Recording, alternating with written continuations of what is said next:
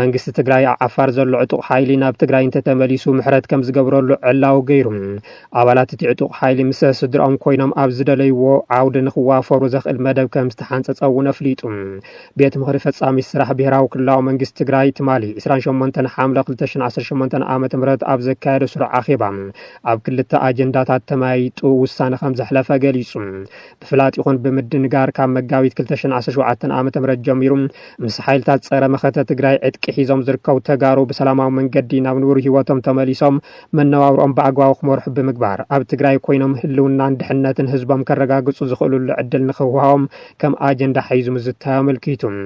ንጻውዒት መንግስቲ ተቐቢሎም ኣብ ዝሓፀረ ግዜ ናብ ዓዶም ንዝምለሱ ተጋሩ ብዘይ ምንም ፀገም ናብርኦም ንኽመርሑን በብዝምጥኖም ዓውደ ስራሕ ንኽዋፈሩ ዘኽእል ደገፍ ክግበረሎምን ዘኽእል መፈጸሚ መስርሕ ወይ ድማ ማንዋል ከም ዝጸደቐ ብምጥቃስ ነዚ ዝምልከት ቢሮ ሰላምን ጸጥታን ትግራይ ኣብ ቀረባ ግዜ ዝርዝር መብርሂ ከም ዝበሎ ፍሊጡ ቤት ምኽሪ ፈጻሚ ስራሕ ብሄራዊ ክልላዊ መንግስቲ ትግራይ ብኻልኣይ ደረጃ ኣጀንዳ ገይሩ ዝዘተየሎ ፈጻጽማ ብሄራዊ ምትእኻብ እቶት ዝምልከት ኮይኑ እቲ ስራሕ ብላዕለዋይነት ዘተሓባብር ዘሎ ዓብዪ ኮሚቴ ዘዳለወ ጸብጻብ ኣቕሪቡ ተገምጊሙ ተዋሂሉ ነዚ መደባ ምዕዋት ደቂ ትግራይ ዝነበሮም ተሳትፎ ዕዙዝን ተስፋ ዘስንቕን ኮይኑ ብቐጻልነት ትግራይ ኣብ ዓርሰ ምርኮሳ ዝተመስረተ ዝተዋሃደን ካብ ግዕዚና ብዝረሓቐን ኣገባብ ተመሪሑ ነቲ ጸልኣይ ኣብ ልዕሊ ትግራይ ኣንቢርዎ ዘሎ ዕፅዋ ኣብ ምቅላልን ህልውናን ድሕነትን ህዝቢ ትግራይ ኣብ ምርጋፅን ብዕቱ ንኽስራሕ ነቲ ዓብዪ ኮሚቴ መምርሒ ስራሕ ከም ዝተውሃቦ ተሓቢሩ ናይዚ ብሄራዊ ምትእኻብ እቶት ቀንዲ ዕላማ እቲ ጆኖሳይዳዊ ስርዓት ንዘካይዶ ወራር ኣብ ምምካት ዋጋ ንዝኸፈሉ ሓርበኛታት ንምሕካም ዝተመዛበሉ ወገናት እግሪ ንምትካል ትግራይ ካብቲ በፂሕዋ ዘሎ ጉድኣት ንምሕዋይ ማእኸል ዝገበረ ከም ዝኾነ ተነፂሩ ብምዃኑ ድማ ደቂ ትግራይ ነዚ ቅዱስ ዕላማ ንምዕዋት ዝጀመርዎ ዘተባብዕ ተሳትፎ ከሕዩልን ትግራይ ዓርሰ ምርኮሳ ብደቃ ከተረጋግፅን ኩሉ ትግራዋይ ሓድነቱ ኣስጢሙ ንቕድሚት ንኽምርሽ እቲ ቤት ምኽሪ ፈጻሚ ስራሕ ጻውዒት ኣቕሪቡ ኣብ ሸረሪና ብዝነበረ ውግእ ሰራዊት ብልጽግና ከም ዝረገፈ ሰራዊት ትግራይ ዕላው ገይሩ ስርዓት ብልጽግና ንኻልእ መጥቃዕቲ ይዳሎ ከም ዘሎ ብምሕባር ሰራዊት ትግራይ እውን ኣወዳድኡን ኣቀማምጡን ብምዕራይ ነቲ ወራር ንምምካት ከም ዝተዳለወ ኣፍሊጡ ሓይሊ ምክልኻል ትግራይ ትማል 28 ሓምለ 2018 ዓ.ም ኣብ ዘውፅኦ መግለጺ እሱብ ሰራዊት ስርዓት ብልጽግና ምስ ዕጡቓት መሐመድ ሓምዳን ዳጋሎ RSF ካብ ዝተፈላለዩ ከባቢታት ብኣስገዳድ ዝኣከቦም ምልሻታትን ካልኦት ዕጡቓትን ሒዙ ብዕለት 25 ሓምለ 2018 ዓ.ም ኣብ ዞባ ምዕራብ ትግራይ ብኣንፈት ሸረሪና ኣብ ልዕሊ ሰራዊትና መጠነ ሰፊሕ መጥቃዕቲ ምኽፋቱ ብእዋኑ ብመንግስቲ ትግራይ መግለፂ ከም ዝተውሃቦ ይዝከር ኢሉ ኣብቲ ቦታ ዝነበረ ሰራዊትና ነቲ ብወገን ዕሱብ ሰራዊት ብልጽግና ዝተኸፈተሉ መጥቃዕትታት ብመስተንክራዊ ጀግነትን ጽንዓትን ተዋጊኡ ብምምካት ኣብ ልዕሊ እቲ ዕሱብ ሰራዊቱን መሻርክቱን ሰፍ ዘይብል ክሳራ ኣብፂሑን ብኣሽሓት ዝቁፀሩ ምዉትን ቁስልን ብምግባር ካብ ሑመራ ክሳብ ጎንደር ኣብ ዘለዋ ትካላት ጥዕና ብውግኣት ዝተጨናንቐሉ ኩነታት ተፈጢሩ እዩ ዝበለት መግለፂ ሕዚ እውን ኣብዚ ከባቢ ዝርከብ ሰራዊትና እቲ ልሙድ ናይ ዓወትን ጀግንነትን ታሪክ ፈጺሙ ንቐጻሊ ልእኽቶን ዝበለጸ ዓወትን ንምርጋጽ ቁመኑን ኣቀማምጡን ኣመዓራርዩ ድልው ኮይኑ ይርከብ ክብል ኣፍሊጡ ብወገን ጀኖሳይዳዊ ስርዓት ብልጽግና ነቲ ዝገጠሞ ዘይገመቶን ዘይተጸበዮን ስዕረት ንምሽፋን ዝተፈላለየ ናይ ሓሶትን ምድንጋራትን ወረርታት ብምንዛሕ ኩሎም ሜላታት ፕሮፓጋንዳ ተጠቒሙ ነቲ እንትርፊ ስዕረት ዓወት ኣመዝጊዩ ዘይፈልጥ ሰራዊቱ ሞራል ንምጽጋን ንህዝቢ ኢትዮጵያን ማሕበረሰብ ዓለምን ንምድንጋርን እንዳጻዕረ ይርከብ ብምባል ዝገለጸ ሰራዊት ትግራይ ኮይኑ ግና ካብ መጀመርቱ ሞራሉ ዝተሰብረ ሰራዊቱ በዚ ናይ ሕሶት ዓወት ክጽግኖ ከም ዘይኽእል ጋህዲ ይኸውነሎ ኢሉ እዚ ከምዚ ኢሉ እናሃለወ እቲ ጆኖሳይዳዊ ስርዓት ብልጽግና ነቲ ካብ መጀመርያ ጀሚሩ ዝሓንፀጾ ህዝቢ ትግራይ ናይ ምጽናት ዕላምኡ ስለ ዘይተሳኽዐ ሕዚ እውን ሙሉእ ሰራዊቱን ኣጽዋሩን ኣጓዒዙ ኣብ ኩሎም መዋሰንቲ ከባቢታት ትግራይ ኣኪቦም ከም ዝርከብ ኣፍሊጡ እቲ ስርዓት ዳግማይ ኩናት ጽንተት ንምጅማር ኣብ ዘኽእሎ ድልውነት ከም ዘሎ በብኸባቢኡ ኣብ መሬት ዝረኣዩ ዘሎ ምልክታት መረጋገፂ ሓቅታት እዮም ዝበለ ሰራዊት ትግራይ ኣብ መግለጺኡ ሕዚ እውን እንተኾነ ነዚ ናይ ጆኖሳይዳዊ ስርዓት ብልጽግና ዕላማን ትልምን ከምቲ ዝሓለፈ ብናይ ህዝብናን ሰራዊትናን ጥሙር ቀላጽን መኪትና ከም ዘፈሸልናዮም ሎሚ እውን እቲ ንዳግማይ ኩናት ጽንተት ከኣቱ ዝህንደት ዘሎ ጆኖሳይዳዊ ስርዓት ብልጽግና ዕላምኡ ንምብርዓን መላእ ህዝብናን ሰራዊት ትግራይን ኣብ ዝለዓለ ሞራልን ድልውነትን ከም ዘሎ ጥራሕ ዘይኮነስ ከምቲ ልሙድ ነቲ ዕሱብ ሰራዊት ስርዓት ብልጽግና ብጅግንነትን ጽንዓትን ብምድምሳስ ባህግን ድልየትን ኩሎም ደመኛታት ጸላእቱ ኣምኪኑ ህልውንኡ ከም ዘረጋግጽ ንፈታውን ጸላእን ክነፍልጥ ንፈቱ ብምባል ቃል ኣትዩ ስርዓት ብልጽግና ተወሰኽቲ ከበድቲ ጽዋራት ናብ ወሰን ትግራይ የጓዓዝ ከም ዘሎ ዝወጹ ምስልታት አረጋጊጾም እቲ ስርዓት ኣብ ከባቢ ጨውበር ዘዳለዎ ዕርድን ኣሰላልፋ ሰራዊትን ብቀረጻ ድሮን ተቃሊዖሎም ኣብ ሸረሪና ዝፈተኖ መጥቃዕቲ ዝፈሸሎ ብልጽግና በኣንፈት ደው ወራር ንምኽፋት ኣብ ምድላው ከም ዝርከብ ዝተፈላለዩ መረዳእታታት ይወጸሎም ኣብዚ ቀረባ መዓልቲ ዝወጸ ሓደ ምስሊ ከም ዘመልከቶ ስርዓት ብልጽግና ብርክት ዝበሉ ተወሰኽቲ ድሩዓት ናብ ወሰን ትግራይ እንትጓዓዝ ዘርኢ ወላካ ካብ ወርሒ ጥሪ ጀሚሩ ሽሾ ሰራዊትን ያለ ጽዋርና ወሰን ትግራይ ዘጸግዕ እንትኾነ ካብ ዝሓለፈ ቀዳም ውግእ ሸረሪና ንድሓርግና ሓይሉና በኣንፈት ደቡብ ትግራይን ወሰን ዓፋርን ይገብር ከም ዘሎ ሓበሬታታት ዝሕብሩ በዚውን ኣብ ራያ ቆቦ ጨርጨር ሚልዮን ጭፍራን ከም እውን በኣንፈት ሽኸት ማዕለያ ዘይብሉ ከበድቲ ጽዋር ጸጊዕ ይርከብ ሓይሉ ንምጥንኻር ድማ ኣብዚ ሰሙን ብርክት ዝበላ ከበድቲ ጽዋር ጻዕና ተሽከርከርቲ ብዓፋር ገይረና ኣብ ትግራይ ተጓዒዘን ኣለዋ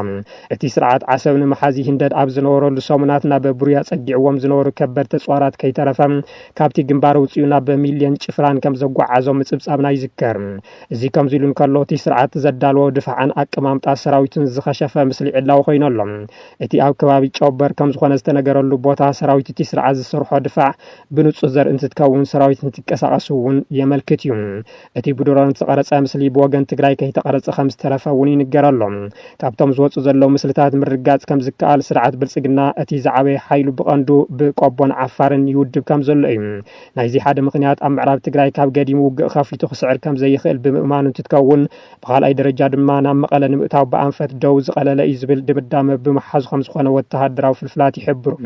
ሰራዊት ትግራይ እውን ነቲ በኣንፈት ደው ዝእከብ ዘሎ ሓይል ብልጽግና ንምምካት ዘኽእሎ ምድላው እናገበረ ከም ዝርከብ ዝሕብሩ መሳኽር ዓይነቲ ከባቢ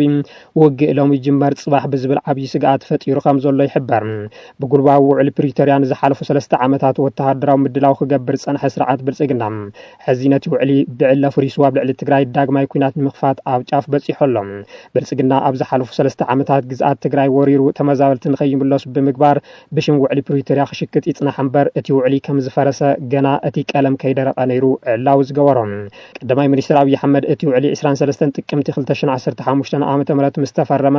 ኣብ ውሽጢ 2 ሰሙን ኣብ ዓለም 154 ውዕላት ፈሪሶም እዮም ውዕሊ ፕሪቶሪያ እውን ክፈርስ ይኽእል ኢሎም ኣብ ኣደባባይ ኣብ ፓርላማ ምዝራቦም ዝዝከር እዩ ገንዘብ እንተደሊኹም ክንወኩም ንኽእል ኢና ናብ 4 ኪሎ ግና ኣይተኣትዋን ክብል ጀነራል ባጫ ደበሌ ተዛሪቡ ጀነራል ባጫ ደበሌ ምስ ቢቢሲ ኣምሓርኛ ብዘካየዶ ቃል ምሕትት መዘራረብቲ ዝኾኑ ጉዳያት ተልዒሎሎም ነቲ ብወፍራ ኣሉላ ዝተማረኸ ልዕሊ 35,000 ሰራዊት ብልጽግና ፎቶሾፕ ዓብዪ ጉያ ሃይለ ገብረስላሴ ብምባል ንዓለም ጉድ ዘበለ ጀነራል ባጫ ደበሌ ሕዚ እውን ኣብ ኬንያ ኣምባሳደር ኮይኑ መዘራረብቲ ዛዕባታት የልዕለሎም ኣብ ዝሓለፈ ህወሓትን ሻዕብያን ምስ ዓርኣይ ይፈልጡን ብምባል ነቶም ሓደ እዋን ማሪኾም ጀነራል ዝገበርዎ ውድባት ዘናኣሰ ጀነራል ባጫ ሕዚ ድማ ናብ 4 ኪሎ ኣይተኣትዋን ክብል ፈኪሩ ኣብ 4 ኪሎ ሰብ የለን ተዝበሃል እኳ ፋኖ መፅኡ ኣይሕዝን ዝበለቲ ጀነራል ኣብ 4 ኪሎ ሰብ የለን ተዝበሃል ዋላ ሓዲኦም መፅኦም ክሕዞ ይኽእሉን ብምባል ነቶም አንጻር ስርዓት ብልጽግና ዝቃለሱ ዘለው ፋኖን ሰራዊት ነጻነት ኦሮሞ ኦላን ኣናኢቕዎም ምክንያቱ ዝመፁሉ መንገዲ የብሎምን መፅኦም እውን ዝገብርዎ ነገር የለን መን እዩ ዝመፅእ እንታይ ክገብር ዘመነ ካሴዲ ክመፅእ 4 ኪሎ ክፍቲ እንተዝበሃል እውን ኣይመፁን ክብል ተሰሚዑ ጀነራል ባጫ ወሲኹ ድማ ገንዘብ እንተኾይኖም ዝደልዩ ምስ መንግስቲ ይደራደሩ ክወሃቦም እዩ ሕቶ ህዝቢ ንምምላስ ዝብሉ እንተኾይኖም ግና ህዝቢ ጸሊእዎም ኣብ መረፃ ግደፉ ኢሉ ንብልጽግና መሪፁ ብምባል ነቶም ንህልውና ህዝብታት ኣምሓራን ኦሮሞን ዝቃለሱ ዘለዎ ሓይልታት ገንዘብ ክንወኩም ስልጣንና ኣይትነቕልቑ ዝብል መልእኽቲ ሕሊፉ ስርዓት ብልጽግና ኣብ ዝተፈላለዩ ከባቢታት ዝለዓሉ ዘለው ሕቶታት ካብ ናይ ህዝቢ ሕቶታት ገይሩ ኣይቆፅሮምን ዕጥቃዊ ቃልሲ መሪፆም ዝገጥምዎ ዘሎ ሓይልታት እውን መሰል ዓርሶ ውሳነ ንህልውና ህዝቦም ከም ዝኾነ ገይሩ ኣይወስዶም ንሱ ገንዘብን ስልጣንን ዘየስድዖ ኣካል የለን ዝብል እምነት ሒዙ ብረት ንዝተዓጠቑ ሓይልታት ብገንዘብ ከድልሎም ይፍትን ኣብይ ኣሕመድ ቀዳማይ ሚኒስትር ምስኮኑ ኣብ ኤርትራ ዝነበሩ ንኦነግን ኦብነግን ናብ ዓድኹም ንዑኢሎም ንገሊኦም ኣመራርሓ ብገንዘብ ንገሊኦም ድማ ብስልጣን ኣፎም ሒዞም ክበታተኑ ከም ዝገበርዎም ይፍለጥ ኣብቶም ዝሓለፉ 3 ዓመታት እውን ንውልቀ ሰባት ብገንዘብን ስልጣንን ብምድላል ንሓይልታት ኣምሓራን ንሰራዊት ነጻነት ኦሮሞን ንምፍራስ ብልጽግና ጻዕሪ ገይሩ እዩ እንጃል ሰኞ ታማኝን ማስረሻ ሰጥየና ይዚ ምስክርዮም አብይ ገንዘብን ስልጣንን ዘይገዝኦ ሰብ የለን ኢሉን ዝወሉ እን ጀነራል ጻድቃን ገብረትንሳኤውን ናይዚ ሽርሕ ብልጽግና ግዳይ ምዃኖም ዝፍለጥ እዩ ጀነራል ባጫ ደበሌን ባር በገንዘብ ምስላል ዝብል ፖሊስ ብልጽግና ሒዚኡ ገንዘብ ተደልዮም ክንዎም ክብል እቶም ቅድም ክብል ንጻውዒ ሰላም መሪጾም መጽኦም ዝተውሃለ አካላት በገንዘብ ተደሊሎም ከም ዝመጹ ኣብ አደባባይ መረጋገጽ ይወሎም እንተ ዘይኮይኑ ግና ክንጠፋፋ እምበር ዝፋን ስልጣንና አይትነኽ እዋን ክብል ጀነራል ባጫ ፈኪሮሎም ጀነራል ባጫ ደበሌ በደባይ ውግእ ተማሪኹ ጥበብ ጸረ ደባይ ውግእ ዝብል መጽሐፍ ዝጽሓፈ ተአምረኛ ሰብ ምዃኑ ይፍለጥ በቃ ገንዘብ ከፈለጉ ከመንግስት ጋር ተደራድሮ ይስጣቸው መንግስት ገንዘብ ከሆነ የሚፈልጉት አዝዩ አብይ ዝተባለ ገስጋስ ሰራዊት ኢትዮጵያ ኃይልታት ኢትዮጵያ በምብራቅ ደቡብ ሱዳን ክልል አልከዳሪፋ ዝርከብ ከባቢ አልፋሽጋም ናብ ባራኪት ገስኪሶም አለው እዚ ምንቅስቃስ ምስቲ ኣብ ቀረብ ኣዋን ዕጥቋት ኃይልታት ሱዳን ኣብ ዓውደ ውግእ ኣብ ማእከላይ ሱዳን ግዛት ሰሜን ኮርዶፋን ዘመዝገቡ ዓወታት ዘጋጠመን ትኸውን እዚ ድማ ነቲ ብኤምሬት ዓረብ ዝድገፍ ምልሻ ቅልጡፍ ደገፍ ኃይልታት RSF ከቢድ ጸጥውን ፈጢሩ ቀኒሎም እዚ ምልዋጥ አካል ናይ ተመብራው ሱዳን ካልኣይ ግንባር ንምኽፋት ዝግበር ሰፊሕ ናይ ግዳም ጻዕር ምዃኑ ተዓዘብቲ ይሕብሩ እዚ ድማ ጠጋታት ሰራዊት ሱዳን ንምዝርጋሕ ትኩረት ካብ ሰሜን ኮርዶፋን ንምርሓቅን ዝተዳለወ ምዃኑ ይዝገለጽ ጸብጻባት ሮይተርስ መግለጽታት ወታደራዊ ሰበስልጣን ሱዳን ሓዊሱ ቅድመ ሕዚ ዝተኻየዱ ምርመራታት ዝርዝር ስግረ ደባው ሎጂስቲካዊ ደገፍ ማዓስከራት ዓሊም ከምኡውን ካብ መሬት ኢትዮጵያን ረብ RSF ዝንቀሳቐሱ ትካላት ምውቃዕ ሰብ ኣልቦ ነፈርትን ዝሓወሰ እዩ ኢትዮጵያ ብቀርኒ ኣፍሪካ ማእከላይ መሻርክቲ ኤምሬት ዓረብውን እያ ኢትዮጵያ ኣብ ኤምሬት ዘለዋ ፋይናንሳዊ ጽግዕተኝነት ንዓበየ ይኸይድ ኣሎ ኤምሬት ዓረብን ቀዳማይ ሚኒስትር አብይ አሕመድ ንመደባቱ ጽገና ንምምዋል ቢልዮናት ገንዘብን ትህቦላ እዚ ማለት ኢትዮጵያ ነቲ ተንተንቲ ቀለቤታዊ ሓዊ ዝብል ስያመ ኣብ ዙርያ ሱዳን ትፈጥር በዚ ድማ ገንዘብ ኤምሬት ዝቕበላ ግርዋብት ሃገራት ኣብ ጥፋት ሱዳን ኣበርክቶ ይገብራለዋ ኣብ ዝባሃለሉ እዋን እዩ ከምቲ ሱዳናዊ መቃልሕ ዝተባሃለሉ እዚ ሓድሽ ምዕባለ ኤምሬት ዓረብ ሓድሽቲ ናይ ጸጥታ ነጥብታት ምኽፋት ሰራዊት ሱዳን ኣብ ዝተፈላለዩ ግንባራት ንምዝርጋሕ ሓይሉ አንጻር ምልሻ ንኸየዋህልል ኣብ ግርዋብት ሃገራት ተመርክሶ ትመስል ይብል እዚ ከምዚሉ ከሎ ድማ ሰራዊት ምክልኻል ኢትዮጵያ ተወሰኽቲ ቃፍላያት ዕጥቋት ኃይልታት ናብ ምዕራብ ትግራይ የግዕዝ ከም ዘሎ እዩ ተጸብጺቡ ብወገን ክልል ኣምሓራ ጎንደር ናብ ዞባ ምዕራብ ትግራይ ወልቃይት ጸገዴ ሑመራ ዘምርሑ ዕጥቋት ዝጽዓና ብ10 ተሽከርከርቲ እንትግዕዛም ተራኢና ኣለዋ እቲ ሎም ዕለት ተራኢ ዘሎ ሰፊሕ ወታደራዊ ምንቅስቃስ ሓይሊ ምክልኻል ኢትዮጵያ ነቲ ዘሎ ውጥር ከጋድዶም ኩናት ዘይተርፍ ዘርኢ ከም ዝኾነ ተዓዘብቲ ይገልጸለው TDF ብወገኑ ትማለብ ዝዘርግሑ መግለጺ እቲ ብወገን ሸረሪና ዝተኸፍተ ኩናት ብዓወት ከም ዝመከቶን ቀጻል ዓብይ ልኡኽ ተዳልዩ ከም ዘሎ ይዝሕብር እንትኾነ ግና ብወገን ሰራዊት ኢትዮጵያ ኣብቶም ሓድሽቲ ወታደራዊ ምዕባለታት መሰረት ብምግባር ክሳብ ዜና ዝተዋደደ ብእስቕታውን ቀጺሉ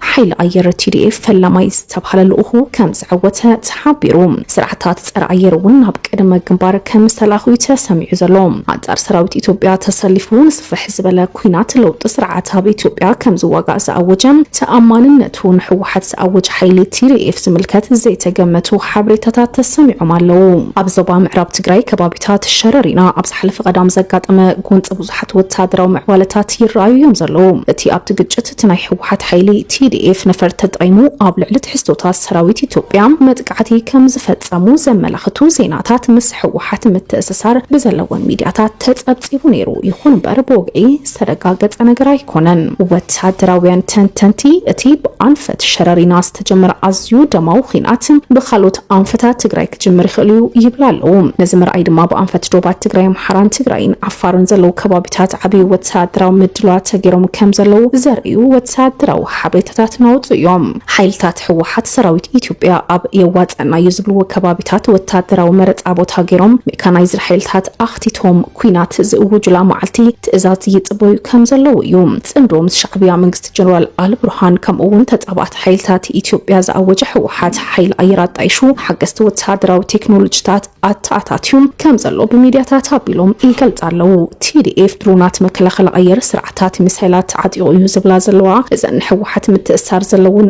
ሚድያታት ሕዚ ድማ ዝተፈለዩ ድሮናት TDF ውን ጸብጺበን ኣለዋ ድሮናት TDF ኣብ ልዕሊ ወተሃደራዊ ምድልዋት ንጥፈታት ሰራዊት ኢትዮጵያ ሓበሬታታት ክእክባ ዕውት ስራሕቲ ከም ዘካይዳ እዩ ተሰሚዑ ዘሎ እተን ድሮናት ኣብ ልዕሊ ክልል ኣምሓራ ጩቤበር ዝበሃል ከባቢ ወሎ ኣቲን ዕርድታት ኣሰፋፍራን ሰራዊት ምክልኻል ኢትዮጵያ ኣጽኒዐን ከም ዝተመልሳ እቲ ቀሪጸኖ ዝተባሃለ ቪድዮ በመዘርግሓውን ዛራ ዝተባሃለት ሚድያ ጸብጺባላ እዚ ድማ ወተሃደራዊ ወጥሪ ሕወሓት መንግስት ፌደራል ሓድሽ ምዕባለ ኮይኑ ተመስጊቡ እታ ምስ ሕወሓት ምትእሳር ዘለዋ ሚድያ ዝዘርግሐቶ ድሮን TDF ተባሂሉ ዝተቀረጸ ወተሃደራዊ ድፋዓት ሰራዊት ኢትዮጵያ ብነጻ አካላይ ተረጋገጸን ሕወሓት ምስ መንግስት ኤርትራ ከምውን ሱዳን ዝፈጠሩ ጽምዶ ገለ ወተሃደራዊ ቴክኖሎጂታት ኣየር ተዓጢቑ ክኸውን ከም ዝኽእል ተገማት እዩ እንትኾነ ግና ናብ ኩናት እንተተኣትዩ ኣዕናዊ ሳዕቤናቱ ኣብ ልዕሊ ህዝቢ ትግራይ ዝወደቕ ብምዃኑ ንብዙሓት እውን ዘሻቕል ኮይኑ ይቕጽል ኣሎ ኣብ ከባቢ ደቡብ ትግራይን ሰሜን ኣምሓራን መዳበውቲ ብክልቲኡ ወገን ወተሃደራዊ ምንቅስቃስ ከም ዘሎ ክዝረብ ቅኒ እዩ ሕዙ ንተኾነት ምንቅስቃስ ከም ዘሎን ኣሃዱታት ናይ ምቅያር ተርእዮታት ከም ዘሎን ተገሊጾም ሰራዊት ኢትዮጵያ ምስ መካናይዝዱ ኣብ ከባቢ ራያ ቆቦ ዓሪዱ ከም ዝቐነየ ክጸብጸብ ጸኒሑ እቲ ኣብ ራያ ኣላማጣ ዘሎ ናይ ሰራዊት ኢትዮጵያ ምንቅስቃስ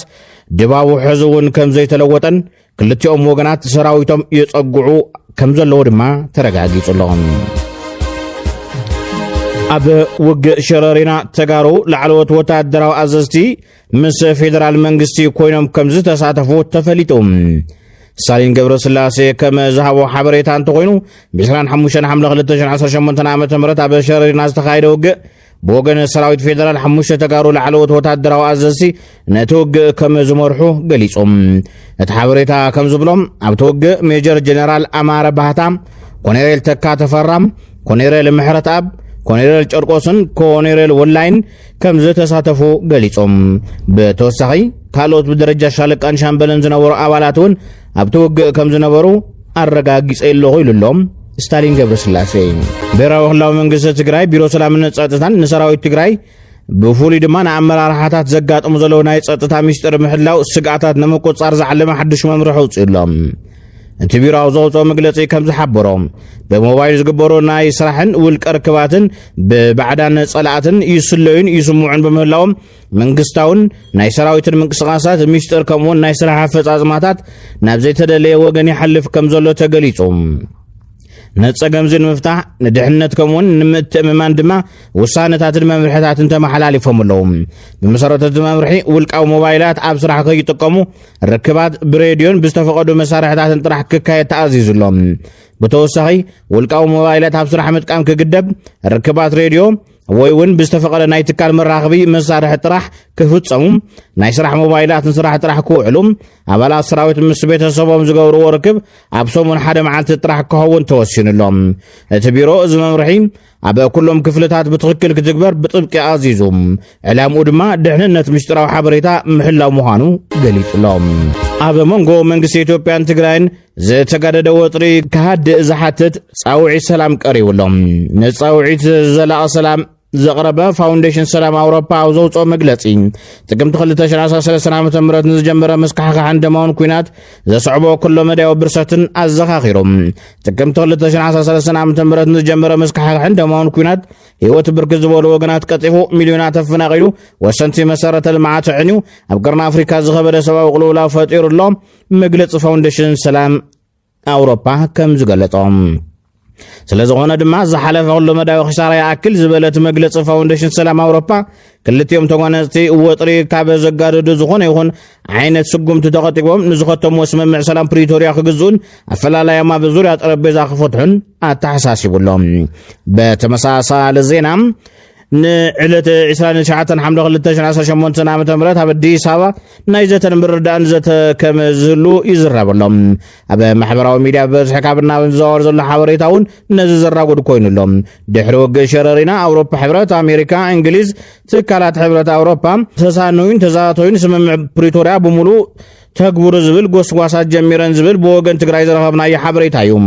ብፍላይ ድማ ንዕለት 29 ሐምለ ሎሚ ንኽልቲኦም ወገናት ብቆፀሮ ከም ዝራኸብዎም ክዝትዩ ምዃኖም ናብ አዲስ አበባ ቆፀሮ ተታሒዙ ከም ዘሎን እዩ ተገሊጹ ዘሎ أرمع 13 ناب السودان كم زخدة ترقاقيتو عب شرارينا زنبرا وقع أرمع 13 انت زيتهلو نيرو بوغن سراوي تقرا كبير حدقا كم زنبرا يو وانا دقا في حوحات هاي لددبيت زقلت أرمع 13 كو مالت حق هون زارو وندحر كوينا أرمع 13 انت زي غد نيرو تعلامان تاي كم زنبرا فلطو يخم صني حق نغركم ايه حز غلغليو حزون ديخم RSF مصيس كوغانا يخلي زبل حاسبنا ينبرنان احسونا ينرنا ديخم كتولنا يبل نمرحتي يخم زبل كم زهونا مثلا إل كامل حدش ولا أنت زي كونه أبزا قد يجي أجن بدن بغيرهم حاسي وملس أستنتينهم حاسي وملس وسان كم نجار صريحو بتجوار نر إلنا على ما أثر سلسته مريت إرترا زي رجس أدي سجيو بفيديو خيلو مالت تحق إذا علم زفل تحق حبي إن أخيت الزارو إذا خيت الزارو وهم تلنا دا إلنا يفرنا وناني ددبيت ميديام وسيقود ما مراحة حوحات أبتتكا من ددبيت ميديا زلو مكفتت دنقر نوم زرئيلهم عبريتان ناتو ميديا زي ما هبوم عبي واقا يغفلهم كم زلو مزرابو بزحات كقرم اللو تعذبنا دمت ويانا تلفزيون تقرأين وينن امنتهم زقبورو مراحة حوحات أبزوان ددبيت كم زقللو قريتو قليتهم مراحتي تقام سلفي إيهابا أبابا أكالون يسحاق أولدين كمون طبقا منيستر ديتا سلام نبر تايدن دا أبرا نغسن عبقيد كمزاتو منشتات حبيرهم إذا كلت بوليتيكا نياتات اتفولو طبقان كاب نقوه سوني إسرا شوعاتن حملة 15 جميرو أبسفر علي ساعاتات ببولي فيدرال كم تأثرو منشتات سدرابيت طبقان بريزيدنت سلفي إيهابا حبيرهم بفلاي دمام نطبقا منيستر ديتا سلام نبر آتو تايدن دا زغنم تقراواي عبرا نقوز عبقيد متاو تمالي مصب صابنا زذكريوم መንግስታት ኤርትራን ሱዳንን መስመራት አየረና አየራት መንግስት ኢትዮጵያ ሕጹ ገረን የሆነመር መንግስት ኢትዮጵያ ድሕረት እግድውን መስመራትን ይጥቀም ከም ዘሎ ይኸሳለዋ አቦምበር ወድብ ሳልሳውያን ትግራይ ነበር አይታሉላ ኃይሉ ህወሓት ከም ዝናይ ፈለማ ዝነበራ ሞራል አለዋን ምባል አየድፍርን ኢሉም እቲ ምስፋን ዘሎ ጽምዶታት ልቦም ዘውዱ ቀሎም ይንባል ከም ዝጸገም ሓቢሮም ሆነ ፓክት ወይ ስምምዕ ገይሮም ኮን ሁሉ ሊዮ شعوجن تأيلهن أو بزعوا جزعتون ملو أحد يقوم كونسبتون التاليفنا الفانوس التاليفنا حزيلو مسيهون حزيلنا يوم مسيهون بتشا ديسان اتلوي الكالكوليشن عزوم لما تصلهم